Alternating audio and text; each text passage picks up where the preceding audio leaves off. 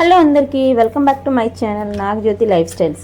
ఏంటి బెల్లం తరుగుతున్నాను అనుకుంటున్నారా? దేనికోసం ఒకసారి గెస్ట్ చేసేయండి. ఏం లేదండి, బెల్లంతో జున్ను చేద్దామని చెప్పేసి అనమాట. మొన్న ఆల్రెడీ బెల్లం ఈజీగా తురుముకోవడానికి ఒక టిప్ అనేసి ఒక వీడియో చేశాను, అది చూసేయండి ఒకసారి. అలా చేస్తే ఈజీ అయిపోతుంది అనమాట. నేను ఆల్రెడీ ఇప్పుడు అలా చేశాను గ్యాస్ మీద, అందుకని ఫాస్ట్గా నాకు ఇలా కట్ అవుతుంది అనమాట. లేదంటే ఇలా తురుముకోవడానికి అవ్వదు. మా సైడ్ బెల్లం చాలా గట్టిగా ఉంటుంది, గానుగ బెల్లం అంటారు. ఇప్పుడైతే నేను బెల్లం జున్ను చేస్తానమాట. ఎంత బాగా వచ్చింది చూసారా. ఇది కూడా కుక్కర్లో అనమాట, 10 minutesలో అయిపోతుంది. ఎలాగా అనేది ప్రాసెస్ అయితే చూసేయండి. మరి లాస్ట్ వరకు స్కిప్ చేయకుండా చూస్తే నేను 10 minutesలో జున్ను ఎలా చేసుకున్నానో మీకైతే ఈజీగా తెలిసిపోతుంది అనమాట. నాకైతే ఊరి నుంచి అయితే జున్ను పాలు వచ్చాయండి. చూసారా ఎంత ఎల్లో కలర్గా ఉన్నాయో. అమ్మ వాళ్ళు అయితే పంపించారనమాట, ఊరి నుంచి జున్ను పాలు తీసుకొచ్చారు. సో జున్నుతో పాలతో పాటుగా నాకు బెల్లం కూడా పంపించేస్తున్నారండి. ఎందుకంటే వైజాగ్లో మాకు గానుగ బెల్లం దొరకదు. సో ఊరి నుంచి వచ్చేటప్పుడు ఎప్పుడు తెచ్చుకుంటామన్నమాట. తెచ్చుకుంటే దాన్నే మేము పరమాన్నం, పొంగలి ఇలా ఏం చేసుకోవాలనుకున్న బెల్లం వస్తువులు అన్నిటికీ ఆ బెల్లమే వాడతాము. అంతేగాని వైజాగ్లో అనకాపల్లి బెల్లం అంటారు కదా, మాకు అది అలవాట్లేదు, స్మెల్ బాగుండదని మేము ఇదే వాడతాము. దానికోసం అయితే ఫస్ట్ జున్ను చేసుకోవడానికి నేను బెల్లాన్ని అయితే ఈ విధంగా వేడి చేసుకొని తురుముకున్నాను అనమాట. తురిగిన తర్వాత ఇందులో అయితే జున్నుపాలు అయితే కొంచెం వేసుకొని బెల్లాన్ని అయితే బాగా కరిగించుకోవాలి.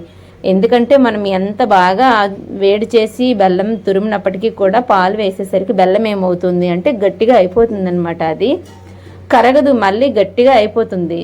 స్వచ్ఛమైన ఆవు పాలు చూసారా ఎంత ఎల్లోయిష్గా పైన తేలుతుందో ఫ్యాట్ అనేది. అదైతే నేను తర్వాత తీసేస్తాను, ఎందుకంటే జున్నులో అది వేస్తే మాకు నచ్చదు.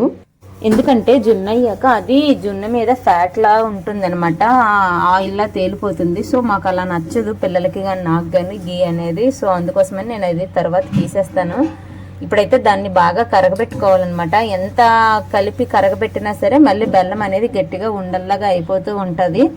అందుకోసమని కాసేపు ఒక 15 to 20 minutes ఇలా బెల్లం వేసిన తర్వాత పాలు గిన్నెని పక్కన పెట్టేస్తే కొంచెం కరుగుతుంది. తర్వాత మళ్ళీ మనకి గట్టిగా కలుపుకోవడానికి ఈజీ అవుతుంది అనమాట. ఈ విధంగా బెల్లం అంతా కలిపెట్టుకోవాలి.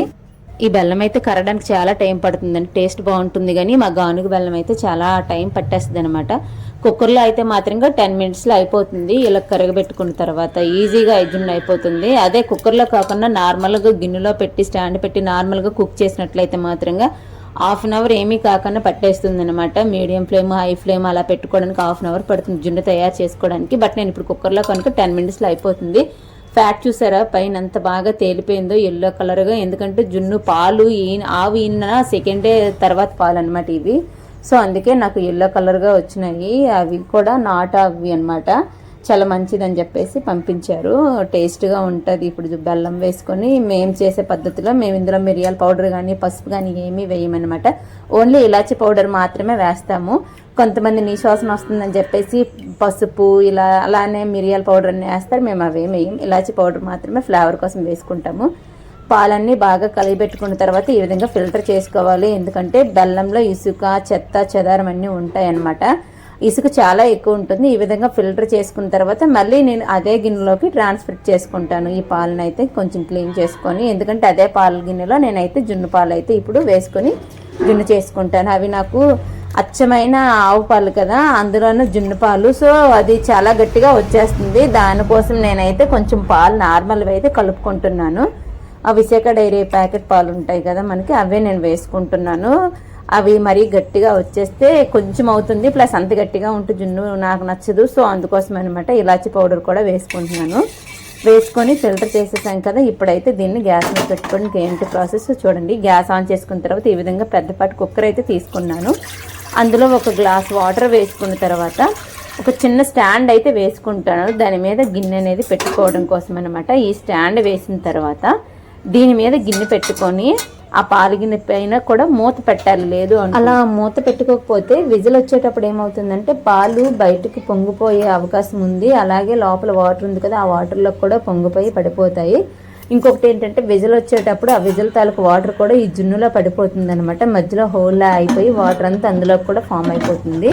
సో అందుకోసమనే మూత పెట్టిన తర్వాతగా మనం కుక్కర్ మూత అనేది పెట్టుకోవాలన్నమాట. గిన్నె మీద మూత పెట్టి కుక్కర్ మూత పెట్టుకుని విజిల్ పెట్టుకున్న తర్వాత 3 whistles పెట్టుకుంటున్నాను నేనైతే. ఎందుకంటే నాకు స్వచ్ఛమైన అవి జున్ను పాలు అంటే ఆవు ఈన నెక్స్ట్ డే పాలే కనుక కొంచెం గట్టిగా అవుతుంది. సో నేను 3 whistles అయితే పెట్టుకుంటున్నాను.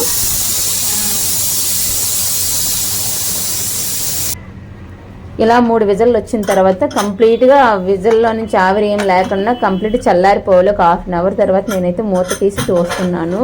అంటే జున్ను గట్టిగా అయ్యిందా లేదా, ఉడికిందా లేదా అనేది చూసుకోవడం కోసం అనమాట. నేను అలానే అందులో స్పూన్ ఫోర్క్ ఏం పెట్టలేదు, ఫింగర్తో టచ్ చేస్తే తెలిసిపోతుంది అది గట్టిగా ఉందా లేదంటే స్మూతీగా జెల్లీగా ఉందని చెప్పేసి. కుక్ అయిపోయింది. దీన్నైతే మనము కంప్లీట్గా బాగా చల్లారిపోవాలన్నమాట. అంటే ఒక 4 అవర్స్ 3 అవర్స్ కంప్లీట్గా చల్లారిన తర్వాత దీన్నైతే నేను ఒక ప్లేట్లోకి అయితే ఒక కేక్ మాదిరిగా తీసుకుంటాను. ఇప్పుడు వేడిగా ఉండేటప్పుడు తీసుకున్నట్లయితే గడ్డ కట్టదు, జల్లి జల్లీగా అయిపోతుంది. అసలు ఇప్పుడు టచ్ చేయకూడదు, స్పూన్ పెట్టామా అది జల్లి జల్లీగా వాటర్లో అయిపోద్ది అనమాట. కంప్లీట్గా గడ్డ కట్టేసేయాలి. అంతే బాగా చల్లారిపోయిన తర్వాత. అంటే నేను ఒక 4-5 అవర్స్ తర్వాత ఈ విధంగా చూస్తే అది నార్మల్గా కూల్ అయిపోయి ఇలా కేక్ మాదిరిగా తయారైంది. దీన్ని అయితే ఒక చిన్న చాక్ సహాయంతో చుట్టూ ఓపెన్ చేసుకోవాలి. ఒక చాకు కానీ లేదా అనుకుంటే ఒక స్పూన్ కానీ ఇట్లా ఏదో ఒకటి తీసుకొని చుట్టూ ఓపెన్ చేసుకోవాలి. అప్పుడు మనకు అది ప్లేట్లో వేసుకోవడానికి ఈజీగా వస్తుంది అనమాట. లేదు అనుకుంటే పట్టేసుకొని ఉంటుంది కదా గిన్నెకి, మనకి కేక్ మాదిరిగా కిందకైతే రాదనమాట, పట్టేసుకుంటుంది.